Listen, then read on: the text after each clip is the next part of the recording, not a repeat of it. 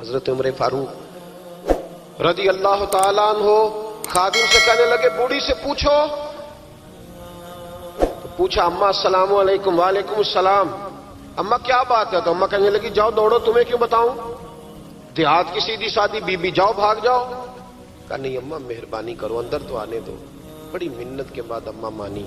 عمر فاروق عام آدمی نہیں جس سے دنیا کامتی ہے. حضرت عمر اندر گئے. اماں کیوں پریشان ہو؟ تو اماں کہنے لگی تمہیں کیوں بتاؤں, میرا اپنا دکھ ہے. چل اماں بتا دے, تیری مہربانی. اماں کہنے لگی میں ایک بیوہ ہوں, بے اولاد ہوں, کوئی میرا سہارا نہیں. مجھے عمر فاروق سے بڑی شکایت ہے. میرے اوپر 25 دینار کا قرضہ چڑھ گیا ہے اور 3 دن ہو گئے میں نے روٹی نہیں کھائی, اور عمر نے میری خبر نہیں لی. حضرت عمر کو پتہ چل گیا لوارث ہے, اس کا کوئی 2 4 10 ہزار ووٹ کوئی نہیں, یہ کوئی میکے سے 6 مربے نہیں لے کے آئی, ایک اکیلی تنے تنہا. اور بھائی جب اللہ کا خوف ہوتا ہے تو پھر انسان ان غریبوں کو بھی مناتا ہے. پھر ریڑھی والے کی بھی اہمیت بڑھ جاتی ہے, پھر رکشے والے کی قدر بھی بڑھ جاتی ہے. حضرت عمر فاروق رضی اللہ تعالیٰ عنہ کہنے لگے اماں عمر سے شکوہ ہے؟ کہاں؟ جناب عمر کہتے ہیں میں نے ایک جملہ کہا تو اماں نے تو مجھے لاجواب کر دیا. میں نے کہا اماں عمر کو کیا پتا کہ تو بھوکی ہے اور مقروض ہے, اسے کیا خبر؟ تو اماں کہنے لگی کیا کہا تم نے؟ عمر کو خبر نہیں, اسے پتا نہیں؟ تو عمر سے کہو نا چھوڑ دے حکومت, اس کے حوالے کرے جو خبر رکھ سکتا ہے. کیوں بیٹھا ہے پھر؟ ہمارے حکمران کہتے ہیں ابھی میں صدمے میں ہوں, نکلوں گا تو بات کروں گا, نہ ادھر ادھر کی تو بات کر, یہ بتا کہ قافلہ کیوں لٹا, مجھے رہزنوں سے غرض نہیں تیری رہبری کا سوال ہے. ہاں تجھے جواب دینا پڑے گا. حضرت سیدنا عمر فاروق رضی اللہ تعالیٰ عنہ سے اماں کہنے لگی نہیں خبر رکھ سکتا تو حکومت کیوں کرتا ہے, چھوڑتا کیوں نہیں؟ تو حضرت عمر کہتے ہیں میں کانپنے لگا. دوڑے گئے جناب عمر. میں نے کہا اس اماں کا 6000 ووٹ نہیں کہ اس کی قدر کی جائے, یہ اماں کوئی بہت آکسفورڈ یونیورسٹی کی ڈگری ہولڈر نہیں کہ اس کی بات مانی جائے, ایک لاوارث اور بیوہ بی بی. عمر دوڑے گئے, گھر سے اناج کا تھیلا کندھے پہ رکھا, 25 دینار بھی لیے, پکا پکایا کھانا بھی لیا. خادم کہنے لگا حضور مجھے دے دے میں اٹھا لیتا ہوں. تو حضرت عمر فرمانے لگے چل وعدہ کر قیامت کے دن بھی میرا بوجھ اٹھائے گا.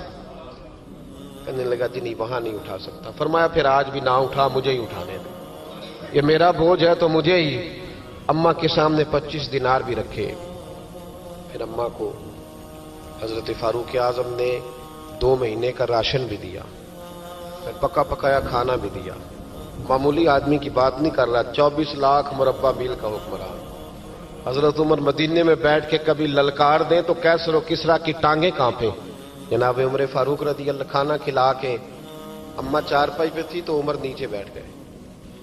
کہنے لگے اماں چل عمر کو معاف کر دے, چل چل جانے دے, کوئی حرج نہیں, بیچارے کو پتہ نہیں چلا. تو اماں کہنے لگی تو نے پھر عمر کا ذکر چھیڑ دیا. بیٹے میرے گھاؤ بڑے گہرے ہیں, میرے زخم بڑے سخت ہیں, کلیجہ پھٹے تو تجھے دکھاؤں کتنی تکلیف میں ہوں. میں تو پکا ہوا پھل ہوں, کسی وقت بھی دنیا سے چلی جاؤں گی. میں نے عمر کو معاف نہیں کرنا. جب میں قبر میں جاؤں گی نا, نبی کریم علیہ السلام آئیں گے تو میں عمر کی شکایت کروں گی. میں کہوں گی حضور اس سے پوچھئے یا رسول اللہ بیوہ اور بوڑھی کا خیال ہی نہیں کیا. تو آپ کے غلام کہتے ہیں میں نے عمر کو کبھی اتنا روتے نہیں دیکھا جتنا آج روئے. کہنے لگے اماں عمر کو میں جانتا ہوں وہ کمزور ہے, یہ شکایت نہ لگانا, وہ کمزور ہے, مقابلہ نہیں کر سکے گا, یہ شکایت نہ لگانا, چل معاف کر دے. تو اماں کہنے لگی اچھا تو مجھے کچھ اچھا لگتا ہے, جا تیری خاطر عمر کو معاف کیا, تو پیارا لگا ہے, جا معاف کیا, تیری خاطر معاف کیا, تیری خاطر عمر کو معاف کیا. حضرت عمر فاروق کہنے لگے مجھے لکھ کے دو. کون اتنے جتن کرتا, کون؟ کسی سے کہنا جا اپنی اماں کو منا لے, تو کہتے ہیں نہیں نہیں میری غلطی کوئی نہیں تو مناؤں کس بات پہ, ہمیں تو 20 دلیلیں آتی ہیں. جا ابا کے پیر پکڑ لے. پتہ ہے نبی پاک علیہ السلام نے فرمایا جس کا باپ راضی ہوگا اسی کا اللہ راضی ہوگا, اور جس کا باپ ناراض ہوگا وہ سارا دن وظیفے پڑھے, اس کا اللہ راضی. یہ ابو داؤد شریف کی حدیث ہے. نا جی بڑی مہربانی, پیسے نہ لائیے گا آپ. اب بات سنیں, وہ بھی میں سمیٹنے کی طرف آ رہا ہوں, ختم کر رہا ہوں, آپ میری بات پہ توجہ رکھیں. عزیز بھائی, نبی کریم صلی اللہ تعالی علیہ وسلم نے جو اپنے غلاموں کی تربیت کی تو حضرت عمر فاروق کہنے لگے لکھ کے دو. लिख दो। तो अम्मा कहने लगी आप लिखें मैं साइन कर देती हूं, आप लिख दे मैं साइन करती हूं। हजरत उमर ने लिखा फलां बिनते फलां को उमर से शिकायत थी, फिर उन्होंने उमर को माफ कर दिया। अम्मा साइन करने ही लगी थी, साइन करने ही लगी थी कि मौला अली शेर खुदा आ गए, हजरत अब्दुल्ला इब्ने मसूद आ गए। ओहो उमर यहां बैठे हुए हो, मैं सारे मदीने में तलाश कर रहा था, यहां बैठे हो, वो कुछ लोग मिलने आए, निकलो। अम्मा ने सुना कि ये उमर थे तो अम्मा उठ के खड़ी हो गई। आय हाय उमर थे, आप उमर थे? तो जनाब उमर कहने लगे अम्मा तूने जो कहा ठीक कहा, लेकिन अपने वादे पे कायम रहा, ये जरा साइन कर दे। अम्मा ने साइन किए तो हजरत उमर फारूक फरमाने लगे अली आ गए हो तो बतौर गवाह तुम भी दस्तखत कर दो। अब्दुल्ला इब्ने मसूद तुम भी बतौर गवाह जब साइन हुए तो जनाब उमर ने रुक्का लपेटा और मौला अली शेर खुदा से फरमाने लगे अली ये रख लो, मुझे लगता है मैं तुमसे पहले दुनिया से जाऊंगा, और जब मैं पर्दा कर जाऊं ना तो ये रुक्का मेरे कफन में रख देना। अगर हुजूर अलैहिस्सलाम ने पूछा ना मेरी उम्मत के साथ क्या सलूक करके आए हो, तो रुक्का निकाल के कहूंगा या रसूलल्लाह एक बूढ़ी नाराज थी, मैं उसे भी राजी करके आया। हुजूर ये मैं राजी। भाई जब तक हम अल्लाह से नहीं डरते मुआशरा इस्लाह पजीर नहीं हो सकता। हजरत उमर फारूक रदी अल्लाह ताला अन्हु ना बाहर वालों का भी बड़ा सख्त हिसाब करते थे। बड़ा एक गवर्नर साहब ने लिबास बड़ा शानदार पहनना शुरू कर दिया था, तो हजरत उमर ने उतरवा के ना तो उन्हें टाट का लिबास पहना के तो ऊंट चराने की ड्यूटी दे दी थी। इतना सख्त एहतसाब करते। कसाई की दुकान पर भी 1-2 घंटे खड़े होते थे। जो आदमी मुसलसल 2 दिन गोश्त खरीदता था ना, फरमाते थे इसका टैक्स बढ़ा दो, लोगों को दाल नहीं मिल रही और ये रोज गोश्त खाता है। हजरत फारूक आजम उसको जजिया कहा जाता था या कुछ और मामलात होते थे बढ़ा देते थे। मुसलसल जो 2 दिन आदमी गोश्त खाता था, फरमाते थे मदीने में गुर्बत है, अगर ये वाला निजाम तुम करोगे तो गरीब लोग किसकी तरफ देखेंगे। लेकिन उससे ज्यादा बढ़कर जो उनकी जिंदगी का म्यार और स्टेटस था वो ये था कि अपने घर का खास ख्याल रखते, खास तवज्जो करते। मुल्क शाम से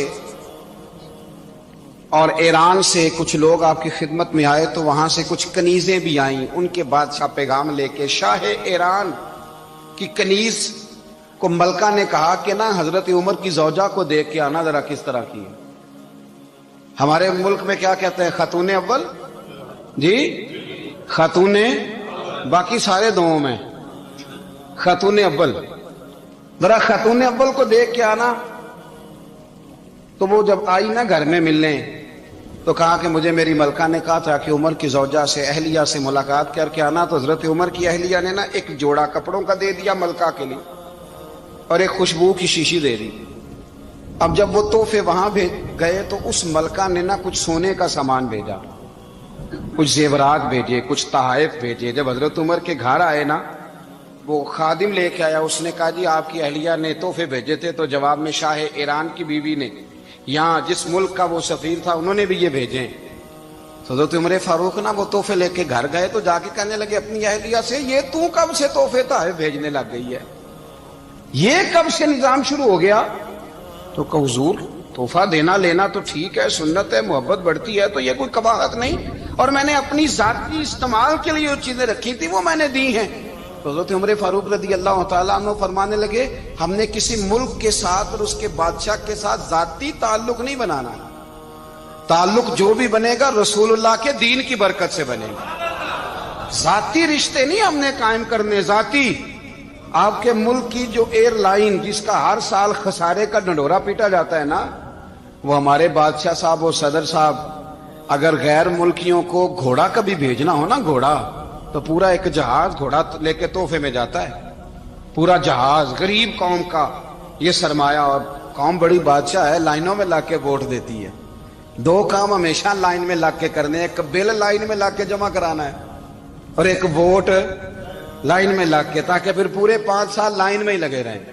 मर्जी से आप वोट देना, पर जो बात दुरुस्त है उसको सुनो। हजरत उमर फारूक रदी अल्लाह तआला अन्हु ने अपनी अहलिया से पूछा कितने का था वो तेरा जोड़ा और खुशबू की शीशी? उन्होंने कहा 3 दिनार की। फरमाया ये 3 दिनार तेरे और बाकी जो तोहफे आए हैं वो तू खुद कह, क्योंकि उसने तेरे नाम भेजे हैं। तू कह कि मैं माले गनीमत में देती हूं, तू कह मैं मुसलमानों को कह تو زوجہ ہنس پڑی، کہنے لگی میں نام بھی کہوں تو مجھے کہنا تو پڑے گا ہی، کہنا تو میں نے ہے ہی، کیونکہ سامنے عمر فاروق ہیں، لہذا فرمایا کہہ دیتی ہوں میں نے دیا خزانے کو۔ حضرت عمر نے جمع کرا لیا۔ میں یہ کیا بات ہے، میرے گھر والے جو مرضی کریں، ان کا معیار زندگی جس طرح کا مرضی ہو۔ اور حضرت عمر ایک جملہ کہا کرتے تھے، اللہ کرے کہ یہ باتیں اس دور حاضر میں ہماری سمجھ میں آئیں۔ حضرت عمر فاروق رضی اللہ تعالیٰ عنہ اپنے بچوں کو فرمایا کرتے تھے کہ بہت آدمی کو بھوک لگی ہو نا، اور پھر اس کی پسند کا کھانا پکا ہو، تو اتنے شوق سے وہ اس کھانے کو دیکھتا ہے نا، فرمایا اس طرح پوری قوم اپنے بادشاہوں کے خاندان کو دیکھتی ہے، اس تیزی کے ساتھ دیکھتے ہیں کہ ان کے گھر میں کیا ہو رہا ہے، ان کا معیار زندگی کیا ہے، ان کا سٹیٹس کیا ہے۔ سیدنا فاروق اعظم رضی اللہ تعالی عنہ نے اپنے گھر کے اندر اپنے بچوں، آپ کے بچے دونوں کاروبار کے لیے مصر گئے، تو وہاں کے گورنر صاحب نے لوگوں سے، ایک بہت بڑا قافلہ گیا مدینے سے مصر تجارت کے لیے، جاتے ہیں نا آج بھی قافلے کئی ملکوں میں، تو یہ گئے تجارت کے لیے، تو حضرت عبداللہ ابن عمر، حضرت عبید اللہ ابن عمر، حضرت عمر کے دونوں بیٹے گئے، جناب عمر فاروق کے بچے جب وہاں پہنچے تو مصر کے گورنر نے نا لوگوں کو تعارف کرایا کہ یہ عمر فاروق کے بیٹے ہیں، یہ حضرت یہ چودھری کے بیٹے کو کون بتاتا ہے کہ تو چودھری کا بیٹا ہے؟ باہر والے بتاتے ہیں، گھر والے جی؟ اور سیٹھ صاحب کے بیٹے کو کون بتاتا ہے کہ تو سیٹھ صاحب کا بیٹا ہے؟ اور مالک کو کون بتاتا ہے کہ تو مالک کا بیٹا ہے اور یہ کرایہ دار ہے؟ یہ کون بتاتا ہے؟ یہ سوچ ہم دیتے ہیں بچوں کو، چودھری اور کمی کی سوچ، امیر اور غریب کی سوچ، مالک اور کرایہ دار کی سوچ، گھر کے مالک کی اور کام کرنے والے کی سوچ، یہ ہم دیتے ہیں، یاد رکھنا، یہ ہم دیتے ہیں، یہ ہمارا مزاج ہے، یہ باہر سے نہیں آتی۔ تو کوئی شہزادہ ہے، تو سیٹھ ہے، تو نواب ہے، یہ سوچ باہر سے نہیں آتی، یہ اماں سوچ دیتی ہے، اماں، یہ ابا سوچ دیتا ہے، اور پھر جب تباہی اترتی ہے تو اس کے ذمہ دار بھی باہر والے نہیں ہوتے، گھر والے ہوتے ہیں، گھر والے۔ ہمارے بچوں کی طبیعتوں پر زیادہ نقش باہر والوں کا نہیں ہوتا، گھر والوں کا ہوتا ہے، یاد رکھیے گا۔ حضرت عمر فاروق رضی اللہ، بچے ہیں، شہزادے ہیں، وہ کاروبار کرنے گئے، اور وہاں لوگوں نے بتایا گورنر صاحب نے کہ یہ فاروق اعظم کے بچے امیر المومنین کے۔ لوگوں نے ان سے زیادہ مال خریدا، تجارت میں زیادہ نفع ہوا، ظاہر ہے کہ وہ آپ کے جو اللہ خیر کرے حکمران ہیں، ان کے کاروبار کتنے ملکوں میں ہیں، کس بنیاد پر ہیں؟ وہ صرف اس بنیاد پر کہ وہ حکمران رہے، ان کے لیے آسان تھا بڑے لوگوں سے تعلقات بنانا۔ حضرت عمر فاروق رضی اللہ تعالیٰ عنہ کے بچے ڈھیروں مال کما کے جب واپس آئے نا، تو حضرت عمر سے آ کے بچوں نے بطور محبت کا، ابا جی اللہ نے بڑا ہی فضل کیا ہے، بڑا مال کمایا الحمدللہ، یہ دیکھیں کتنا نوازا ہے۔ تو حضرت عمر کہنے لگے سارے قافلے نے اتنا ہی کمایا ہے؟ سارے قافلے نے اتنا ہی کمایا ہے؟ تو حضور نہیں، سارے قافلے نے اتنا نہیں کمایا، سب کو اتنا نہیں ملا۔ وہ تو وہاں گورنر صاحب نے لوگوں کو تعارف کرایا تھا کہ یہ عمر کے بچے ہیں، تو لوگوں نے پھر ہم سے بڑا ہی خریدا۔ تو حضرت عمر فرمانے لگے ٹھیک ہو گیا، میں بات سمجھ گیا، اس طرح کرو، جو تمہاری اصل زر تھی نا، جو راز تھی، وہ رکھ لو، اور باقی سارا مال مال خزانہ میں جمع کرا دو، اس لیے کہ یہ تم نے تجارت نہیں کی، یہ تم نے اپنے باپ کا نام بیچا ہے، یہ تم نے امیر المومنین کے بیٹے ہونے کا فائدہ اٹھایا ہے۔ فرمایا یہ تمہارا نہیں حق، یہ مسلمانوں کا ہے، اس لیے کہ یہ مال تم نے محنت سے نہیں کمایا، یہ باپ کی کرسی کا فائدہ اٹھایا ہے۔ اور فرمایا اگر تم نے مال جمع نہ کرایا تو میں مال بھی لے لوں گا زبردستی، اور کوڑے بھی ماروں گا، ڈبل سزا دوں گا، مرضی سے جمع کراؤ گے تو کوڑوں سے بچ جاؤ گے۔ بڑے بیٹے نے تو جمع کرا دیا، تو چھوٹا تھوڑا پریشان ہوا، تو حضرت عبداللہ ابن عمر چھوٹے کا ماتھا چوم کے کہنے لگے بیٹے چپ کر کے جمع کرا، یہاں بھی فخر کر کے ہم عمر کے بیٹے ہیں، اور قیامت میں بھی فخر کریں گے کہ ہم فاروق اعظم کے بیٹے ہیں، یہاں بھی ناز کریں گے اور وہاں بھی ناز کریں گے کہ عمر کے بچے ہیں۔ ہمارے باپ نے خود بھی حلال ہی کھایا ہے، اور جب ہماری کمانے کی باری آئی ہے تو ہمیں حکم بھی حلال کھانے کا دیا۔ بھائی ہمارا مزاج نہیں، بچہ جب لے کے آتا ہے 2 لاکھ روپیہ تو کبھی پوچھے کہاں سے آیا ہے؟ جب وہ پہلے دن غلط دوستوں کے پاس جا کے بیٹھتا ہے تو کبھی نکالا ہے گھر سے اسے؟ یہ بہت سارے خمیازے ہمیں اس لیے بھگتنے پڑتے ہیں کہ ہم ابتدا میں سوراخ بند نہیں کرتے، جب اس میں شگاف پڑ جاتا ہے، سیلاب آتا ہے تو ہمیں ہوش آتی ہے۔ حضرت عمر نے اپنے گھر میں نگرانی رکھی، کڑی نگرانی۔ زیادہ نماز گھر میں پڑھتے تھے حضرت عمر، نفلی نمازیں زیادہ کیوں بلا؟ بھائی یاد رکھیں کہ آپ نے اگر سجدہ کرنا ہے تو بچہ لیٹ جائے گا، وہ اسے پتا کوئی نہیں سجدہ کیا ہے، لیکن جب گھر میں کبھی قرآن ابا جی کھول لینا، جب ابا جی کا موڈ بن جائے نا لیکچر دینے کا، وہ گھر میں شروع ہو جاتے ہیں، کہتے ہیں آپ لوگ نماز نہیں پڑھتے اس لیے میرے کاروبار میں برکت کوئی نہیں، تم سویرے قرآن پاک نہیں کھولتے تو میں تباہ ہو گیا۔ تو میاں آپ نے کب گھر میں قرآن پاک کھولا تھا؟ آپ نے کب نماز پڑھی؟ آپ نے کب گھر کے اندر اللہ رسول کا ذکر کیا تھا؟ آپ نے کب حدیث چھیڑی؟ آپ نے بھی تو گھر کے اندر جب بھی آپ آئے ہیں تو آپ نے وہی کچھ کیا جو دنیا دار کرتے ہیں۔ آپ بھی تو اپنا موبائل لے کے الگ کونے میں بیٹھ گئے، آپ نے بھی تو کہا ہے کہ اب تمہارے چینل ختم، اب میری مرضی والا چلے گا۔ تو جو آپ نے کیا ہے بچے بھی وہی کام کریں گے۔ آپ نے بھی گپ شپ لگائی ہے تو وہ بھی لگا رہے ہیں۔ یہ سمجھ لیں جو کام آپ کریں گے، آپ اپنے بچوں کی سیرت میں اس کا جلوہ دیکھ لیں گے۔ بڑی پکی سی بات ہے کہ آپ کو بچے کی عادتیں دیکھ کے سمجھ آ جائے گی کہ میں بھی یہی کرتا تھا اور یہ بھی۔ حضرت عمر فاروق رضی اللہ تعالیٰ عنہ وصال فرما گئے، تو آپ کے وصال کے بعد حضرت عثمان غنی رضی اللہ تعالیٰ عنہ نے آپ کی ایک بیوہ سے نکاح کیا، حضرت عمر کی ایک بیوہ سے۔ جب وہ آپ کے نکاح میں آئی تو کہنے لگی حضرت عثمان غنی سے کہ حضور نہ تو میں خوبصورت ہوں اور نہ میں جوان ہوں، نہ آپ کی کوئی خدمت کر سکتی ہوں، میرے ساتھ نکاح کرنا سمجھ میں نہیں آیا۔ کیا شاندار جواب دیا حضرت عثمان غنی نے، کیا خوبصورت جواب دیا۔ فرمانے لگے میں نے اس لیے نکاح نہیں کیا کہ مجھے تمہارے حسن سے دلچسپی تھی یا تمہاری خدمت کی ضرورت تھی، میں نے تو اس لیے نکاح کیا ہے کہ مجھے بتاؤ عمر فاروق گھر کے اندر اپنے رب کی عبادت کس طرح کرتے تھے، وہ قرآن پاک کس طرح پڑھتے تھے، وہ رویا کیسے کرتے تھے، استغفار کا طریقہ کیا، کس وقت کس انداز میں وہ اپنے رب کو یاد کرتے تھے۔ اس لیے کہ عمر کئی دفعہ گھر سے آتا تھا تو میں اس کے چہرے پر نور دیکھا کرتا تھا، میں روشنی دیکھتا تھا، ایک معیار دیکھتا تھا۔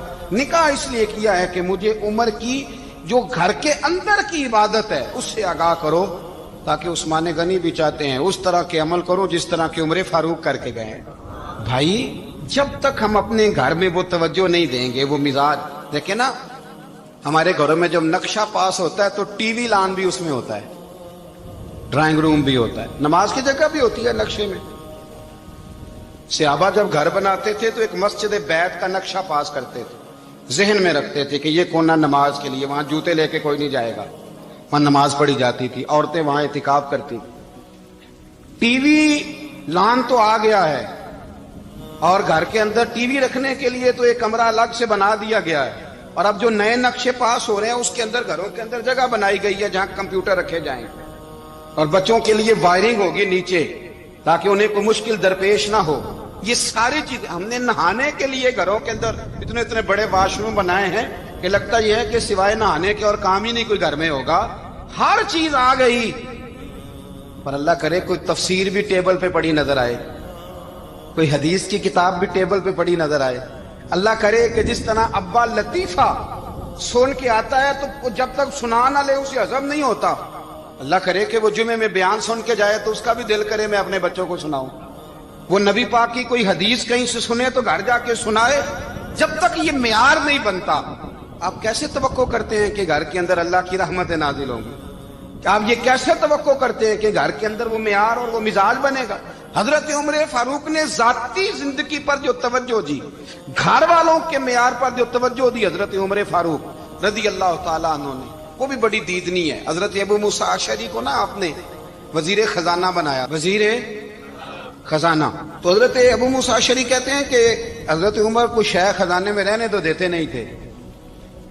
تو ایک دن میں صفائی کر رہا تھا اس کمرے کی جس میں خزانہ رہتا تھا۔ ہمارے تو ملک میں جو جاتا ہے وہ صفائی کر کے ہی جاتا ہے، اللہ خیر کرے۔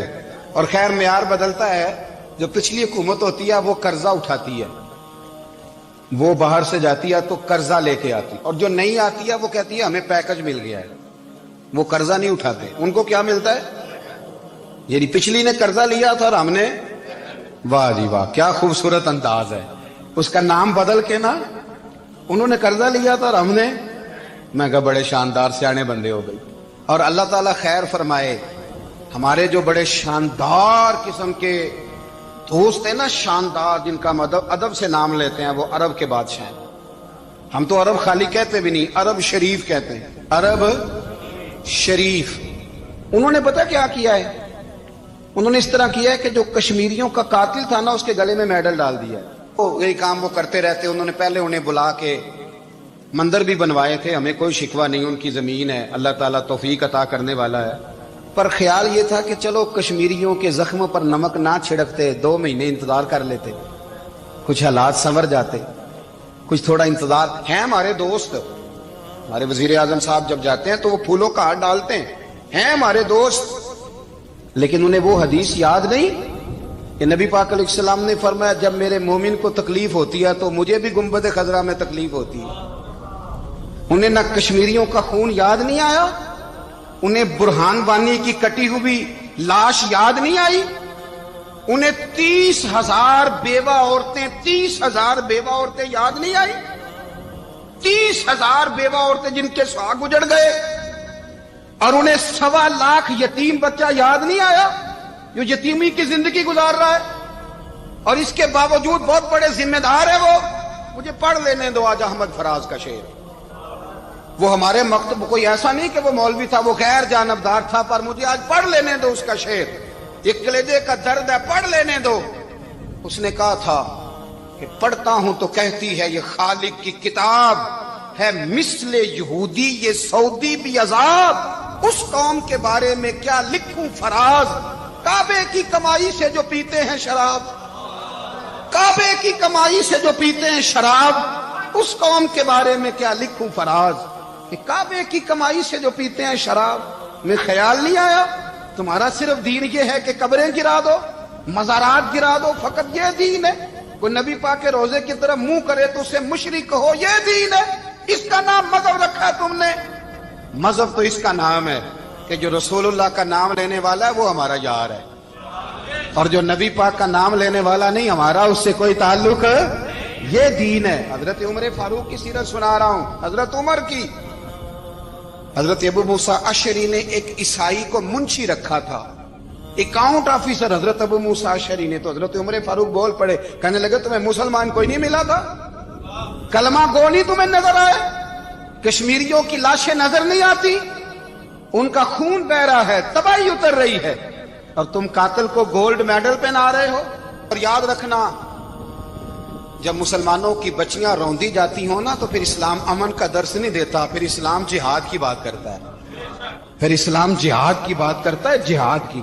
وہ قومیں غیرت مند نہیں ہوتی کہ جن کے گھروں میں آگ لگی ہو اور وہ غیروں کو ہار پہناتی پھرے. اللہ کا کچھ خوف کرو. زندگی مختصر ہے. دبئی میں کتنے رہے اور کتنے چلے گئے. خدا را کچھ خدا. تم سے اچھے تو وہ نیو یارک کے رائٹر ہیں جو کم از کم اپنے کالموں میں کشمیر کی بات کرتے ہیں. تم سے اچھا برطانیہ کا وہ شخص ہے جو کم از کم BBC لندن پہ رپورٹ جاری کرتا ہے تو کہتا ہے کشمیر پہ ظلم ہو رہا ہے. تم سے تو وہ اچھے رہ گئے. تم نے بات کرنا تو دور کی بات، تم نے دشمنوں کے گلے میں ہار پہنانے شروع کر دیے. کل جب پوچھیں گے بلا کے تم کو اپنے سامنے، کیا جواب جرم دو گے تم خدا کے سامنے؟ بڑی تکلیف ہوئی، بڑی تکلیف ہوئی. وہ نا منصور حلاج کو پھانسی دی جا رہی تھی تو حضرت جنید بغدادی بھی آ کے دیکھنے لگے. تو منصور حلاج کہنے لگے بابا سارا زمانہ دیکھے پر تو نہ دیکھ. سارا زمانہ تماشا دیکھے انہیں تو پتا کوئی نہیں نا، تو نہ دیکھ. عرب شریف والو، ٹرمپ اسے انعام دیتا تو تکلیف کوئی نہیں تھی، ملکہ وکٹوریا اسے انعام دیتی تو تکلیف کوئی نہیں تھی، پر تم تو نہ ایسا کرتے. تم تو اپنے تھے، تم تو کلمہ گو تھے، تم تو یہ ظلم نہ کرتے، تم تو یہ حرکت نہ کرتے. میں کہتا ہوں ٹھہر ہی جاتے. جانا نہیں دنیا سے، اللہ کے حضور حاضر نہیں ہونا. جب رسول اللہ قبر میں آئیں گے تو کیا جواب دو گے؟ خدا را. حضور نے فرمایا تھا گناہ روک نہیں سکتے تو دل میں ہی برا جان لو. ذالک اضعف الایمان، یہ کمزور ایمان ہے. کم از کم اتنی حد تک تو آ جاؤ، دشمن سے گلے تو نہ ملو. خدا را سمجھے ہمارا پہلا تعارف یہ ہے کہ ہم رسول اللہ کے غلام ہیں. اقبال نے کہا تھا وطن کا بت نہ بنانا، وطن کو بت نہ بنانا. اقبال کہنے لگے ان تازہ خداؤں میں بڑا سب سے وطن ہے، جو پیرہن اس کا ہے وہ مذہب کا کفن ہے، اس لیے کہ بازو تیرا توحید کی قوت سے قوی ہے۔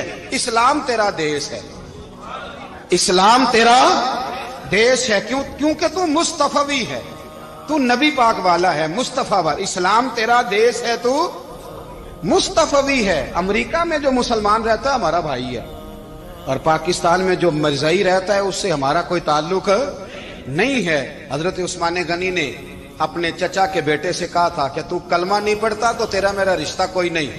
بلال حبش سے آیا ہے پر میرے نبی کا غلام ہے تو سگے بھائیوں سے بھی آگے ہے۔ ہزاروں قومیں وجود میں آئیں دہر میں خشک و تر کے رشتے سے، پر ہم نے بنیاد دوستی رکھی یاد خیر البشر کے رشتے سے۔ اپنی ملت پر قیاس اقوام مغرب سے نہ کر، خاص ہے ترکیب میں قوم رسول ہاشم۔ کچھ خیال کرے، پہلا تعارف دین ہے، اگر دین نہیں تو پھر کسی وطن کی کوئی ضرورت۔ اس لیے کہ پاکستان کا تصور اقبال نے پیش کیا نا، تو اقبال کہنے لگے ان تاغا خداؤں میں بڑا سب سے وطن ہے جس کو تم بت بنا کے پوجتے ہو۔ ہمارا وطن تو ہمیں جان سے زیادہ پیارا ہے، پر پہلے پاکستان نہیں، پہلے اسلام، پہلے اسلام تیرا دیس ہے، تو مصطفی ہے۔ تو آمدہ برسر مطلب حضرت عمر فاروق رضی اللہ تعالی عنہ۔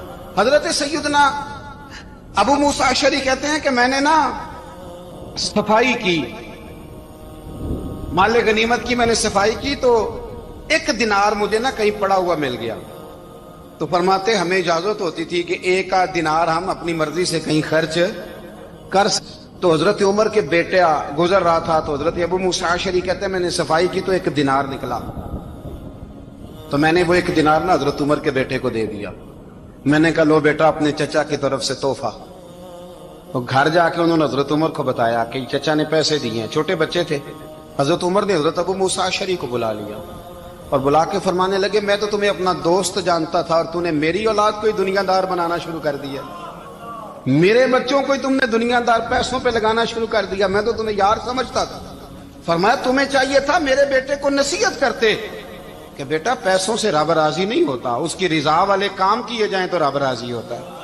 اور فرمایا تمہیں کوئی اور گھر نہیں ملا تھا تباہ کرنے کے لیے، میرا ہی گھر ملا تھا، اٹھاؤ اپنا دینار اور خبردار آج کے بعد میرے بچوں کے ساتھ یہ والی نیکی نہ کرنا۔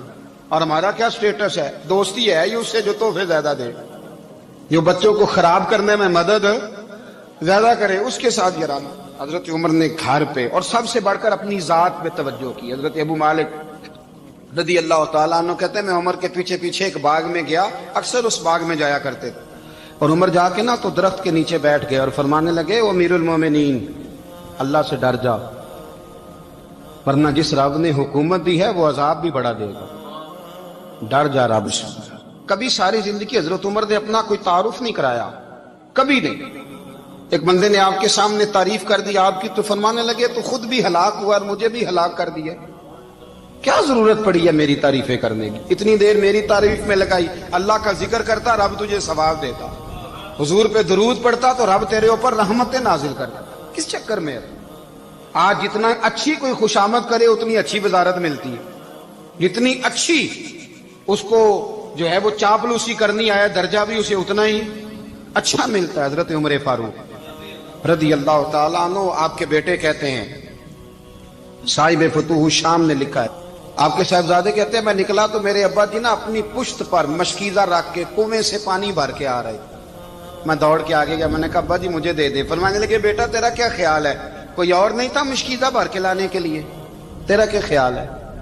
کہا ابا جی بڑے لوگ تھے پر آپ کیوں اٹھا رہے ہیں؟ فرمانے لگے نفس نا ذرا میرا بڑا ہو گیا تھا، اسے ذرا ذلیل کر رہا ہوں، ذرا اپنا محاسبہ کر رہا ہوں، یہ مجھے کہہ رہا تھا تو بڑی چیز ہے، تو میں نا ابھی مشکیزہ گھر رکھ کے آؤں گا، پھر تیری ماں نے مجھے کہا ہے کہ گھر میں لکڑیاں کوئی نہیں جلانے کے لیے، پھر میں جنگل سے لکڑیاں کاٹ کے لاؤں گا۔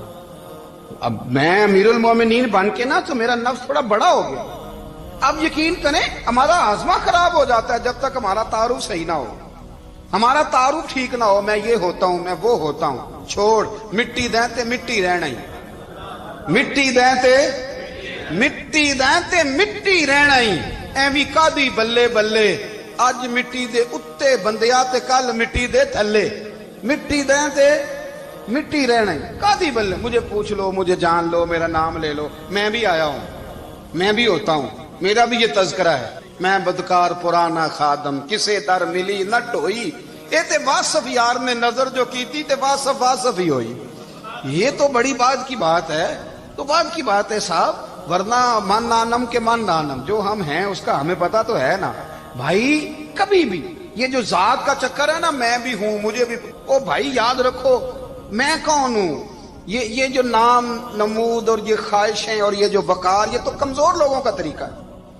जिसको अपना तारुफ कराना पड़ गया, उससे भी ज्यादा कमजोर कोई है।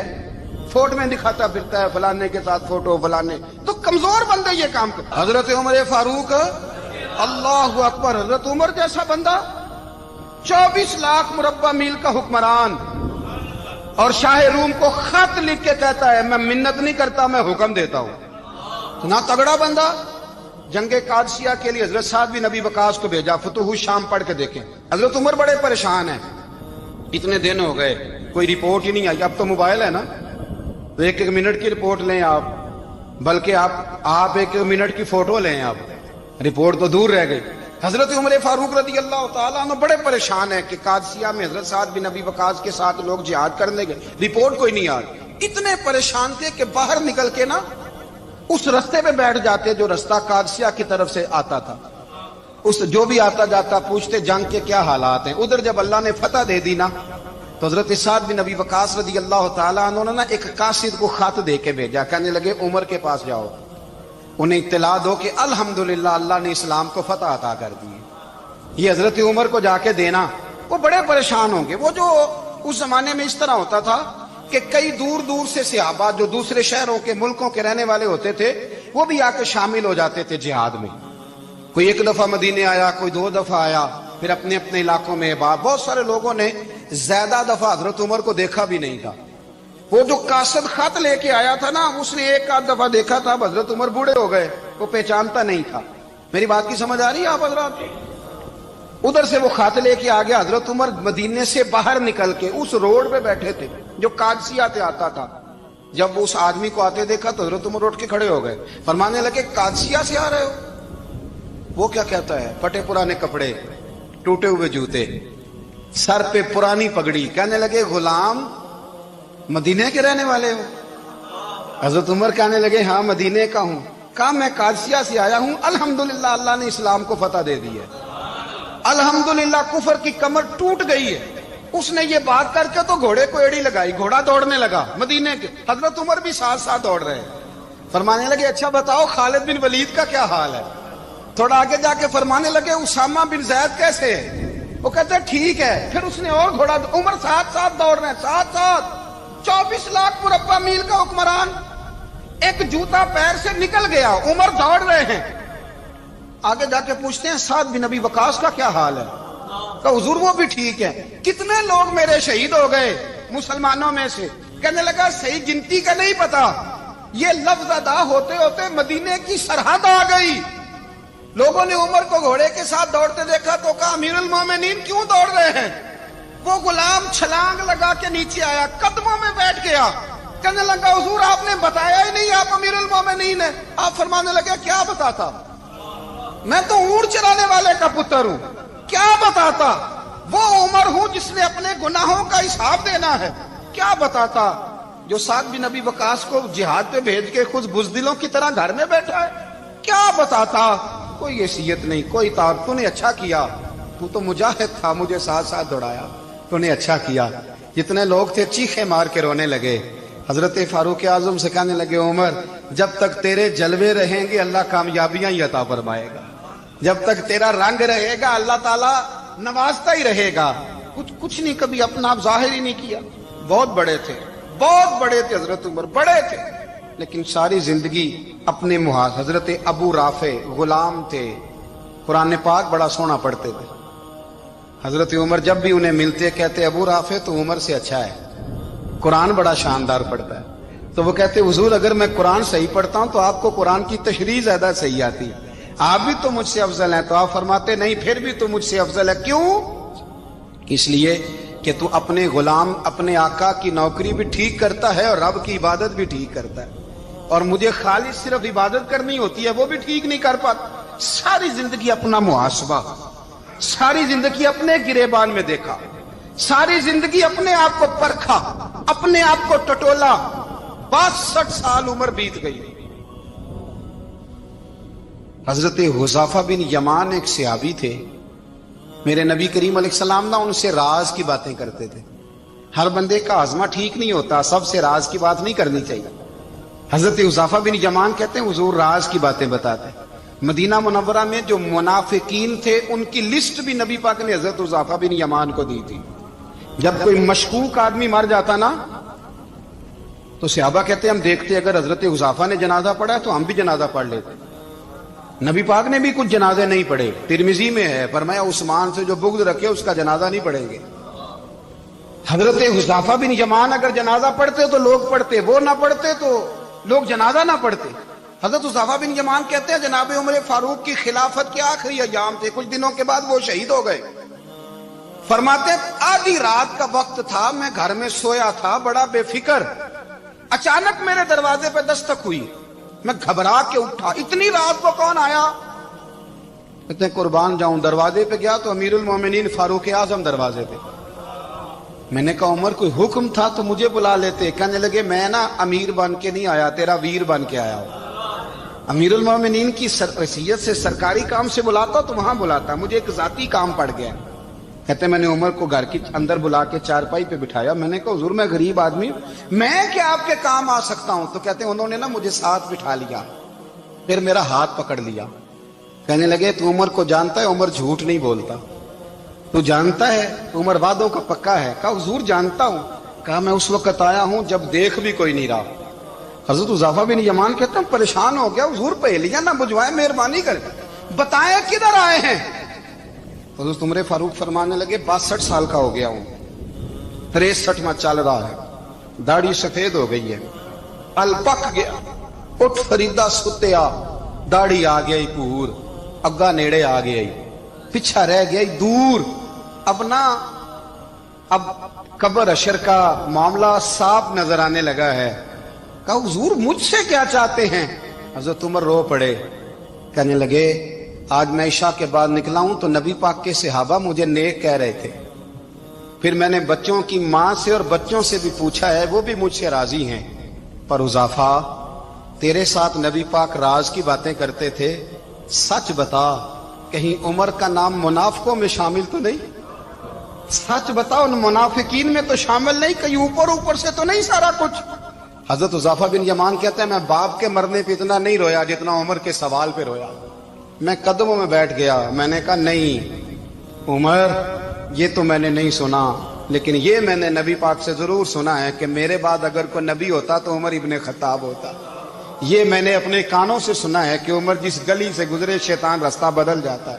یہ میں نے اپنے کانوں سے سنا ہے کہ 950 سال حضرت جبریل جناب عمر کی شان بیان کرے تو پھر بھی بیان نہیں ہو سکتا.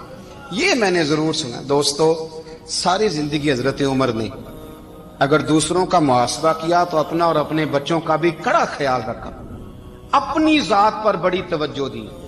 جو لوگ اپنا بھول جاتے نا, ہمیں اپنی صحت کا بڑا خیال ہے لیکن اپنی روحانی زندگی کا کوئی خیال نہیں ہے, قلبی زندگی کا کوئی تصور نہیں ہے. آپ یقین کریں موٹا آدمی کمزور ہونے کے لیے جدوجہد کر رہا ہے, کمزور طاقتور ہونے کے لیے, لیکن جس کو کتنے دن بیت گئے اللہ رسول کی یاد میں رویا ہی نہیں, کتنے دن بیت گئے نہ سننے کو دل ہی نہیں چاہا, جسے مہینوں بیت گئے اور قرآن پاک کی طرف نظر ہی نہیں گئی, وہ فکر مند ہی نہیں. زندگی زندہ دلی کا نام ہے, مردہ دل کیا خاک جیا کرتے ہیں. بھائی حضرت عمر کی زندگی دور حاضر میں ہمیں یہ سبق دیتی ہے کہ کڑی نگرانی رکھو اپنے پودوں کی, کڑا خیال رکھو اپنے ذاتی باغ کا, اور یہ جو تمہارے دل کی دنیا ہے یہ تمہاری روح کی زندگی ہے, اس کا محاسبہ کرتے رہو. نبی کریم علیہ السلام نے فرمایا اپنا حساب خود کر لو قبل اس کے کہ تمہارا حساب کیا جائے. اپنا حساب بولیے, اپنا حساب.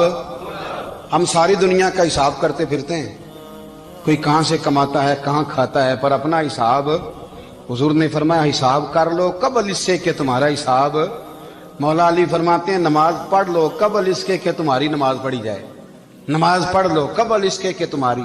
अपना मुहासबा करें, थोड़ा सा ना ऊपर दाएं बाएं देखने की बजाय थोड़ी सी गर्दन झुका के ना, दरवेश कहते हैं बुरे बंदे नु मैं लब्बन टुरिया ते जग ते मिलिया ना कोई, अपने अंदर झाती पाई ते मैथों बुरा ना कोई। थोड़ी सी ना, थोड़ी सी अपनी तरफ तवज्जो दें। हम ना बेचैन वक्त गुजार रहे हैं, बेकरार हैं, बेसुकून है।